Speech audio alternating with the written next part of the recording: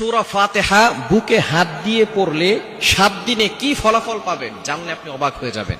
সূরাতুল ফাতিহা পারে না এমন কোন মুসলমান নাই। আমরা প্রত্যেক নামাজের ভিতরে সূরা ফাতিহা পড়ি কি পড়ি না? এই সূরা ফাতিহার ভিতরে কিন্তু অনেক ফজিলত রয়েছে এবং সূরা ফাতিহা ছাড়া নামাজও হয় না। আপনি ফরজ নামাজ বলেন, সুন্নত বলেন, নফল বলেন, ওয়াজিব বলেন, সব নামাজেই কিন্তু সূরা ফাতিহা আছে না নাই? সূরা ফাতিহা ছাড়া নামাজ পরিপূর্ণ হয় না। এই সূরা ফাতিহাকে আরেকটি নাম আছে, এই সূরা ফাতিহাকে বলা হয় উম্মুল কোরআন, অর্থাৎ কোরআনের মা।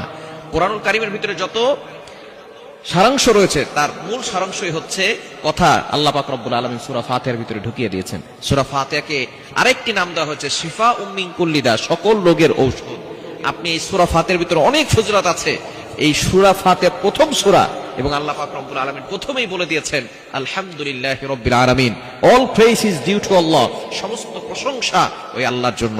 আর রহমানির রহিম, he is the most merciful, তিনি হচ্ছেন দয়াময়, তিনি হচ্ছেন দয়ালু।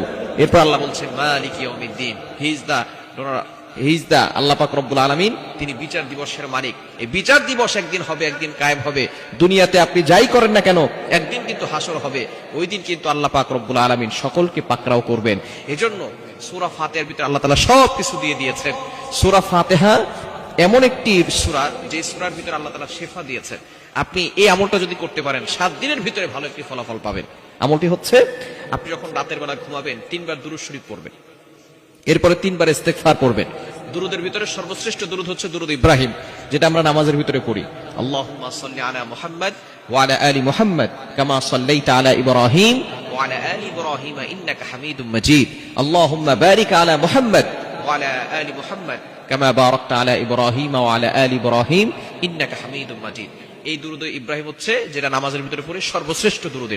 এটা 3 বার পড়বেন, এরপরে 3 বার ইস্তেগফার করবেন। আস্তাগফিরুল্লাহ রাব্বি মিন কুল্লি যামবি ওয়া আতুবু ইলাইহি লা হাওলা ওয়ালা কুওয়াতা ইল্লা বিল্লাহিল আলিয়্যিল আযীম পড়ে এরপরে বুকে হাত দিয়ে আউযুবিল্লাহ বিসমিল্লাহ সহকারে আপনি সূরা ফাতিহা একবার পড়বেন, পরে শেষে আবার 3 বার দুরূদ শরীফ পড়বেন।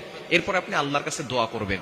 এভাবে যদি টানা 7 দিন আমল করতে পারেন আল্লাহ পাক রব্বুল আলামিন আপনার মনের সকল আশাগুলো পূরণ করবেন। আপনি এভাবে আমল করে আল্লাহর কাছে দোয়া করবেন। এরপরে আপনি যত রোগ আছে সমস্ত রোগ থেকে আল্লাহ পাক রব্বুল আলামিন আপনাকে শিফা দান করবেন। অর্থাৎ এই আমলের মাধ্যমে 1 নাম্বার আল্লাহ তাআলা আপনার সকল মনের আশাগুলো পূরণ করবেন, সকল চাহিদাগুলো আল্লাহ তাআলা পূরণ করে দিবেন। এবং দ্বিতীয় নাম্বার হচ্ছে আল্লাহ পাক রব্বুল আলামিন আপনাকে যত ধরনের রোগ আছে সকল রোগ থেকে আল্লাহ আপনাকে হেফাজত করবেন। কারণ সূরা ফাতিহার ভিতরে শিফা আছে না নাই?